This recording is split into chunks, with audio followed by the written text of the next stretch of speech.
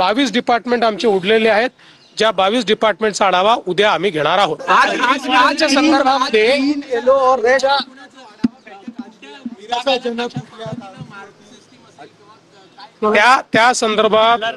त्या संदर्भात आम्हाला काही माहित नाही, ते आम्ही करत नाहीये। आम्ही क्वालिटी काउन्सिल ऑफ इंडियाला हे काम दिलेलं आहे। क्वालिटी काउन्सिल ऑफ इंडिया यांनी त्यांची मानकं ठरवलेली आहेत, मार्किंग सिस्टीम ठरवलेली आहे। त्यांचा जो रिपोर्ट असेल त्या रिपोर्टवर आम्ही आमचं काय म्हणणं आहे किंवा काय रँकिंग आहे ते ठरवू। आज रिव्ह्यू मीटिंग जातं अजितदादांचं, ते असे म्हणतात की काकांच्या आशीर्वादाने माझं सगळं व्यवस्थित सुरू आहे, त्यामुळे राजकीय वरच्या चांगलं आहे। मोठ्यांचे आशीर्वाद नेहमी घ्यायचे असतात, त्यामुळे काकांना आशीर्वादापुरतच त्यांनी आता मर्यादित ठेवलं, हे तुम्ही लक्षात घेत नाही आहात।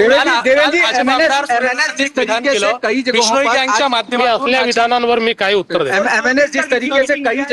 हे जे काही रोज बीड मध्ये कोणी हे विधान करतं, कोणी ते विधान करतं, मला असं वाटतं की तुमच्याकडे बातम्या काही फार उरलेल्या नाहीत, त्याच्यामुळे तुम्हाला दुसरं काही त्या ठिकाणी सापडत नाही, त्यामुळे तुम्ही त्या चालवत असता।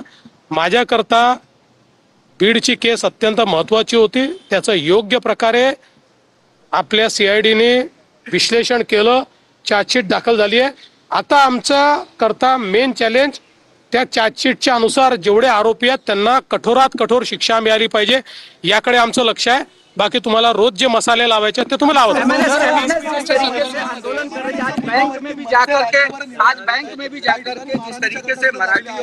बघा, सरकारची भूमिका पक्की आहे। मराठीचा आग्रह चुकीचा नाही, तो आग्रह कोणी धरत असेल तर तो योग्यच आहे, पण त्या आग्रहाकरता जर कायदा हातात घेण्यात आला तर कायदेशीर कारवाई होईलच। देखिए, ये बात मैं स्पष्ट रूप से कहता हूं, महाराष्ट्र में मराठी के लिए आग्रह करना कोई गलत बात नहीं है। सरकार का भी मानना है कि मराठी का उपयोग ज्यादा से ज्यादा होना चाहिए, किंतु अगर उसके लिए कोई कानून हाथ में लेता है तो कानून उसके ऊपर कार्रवाई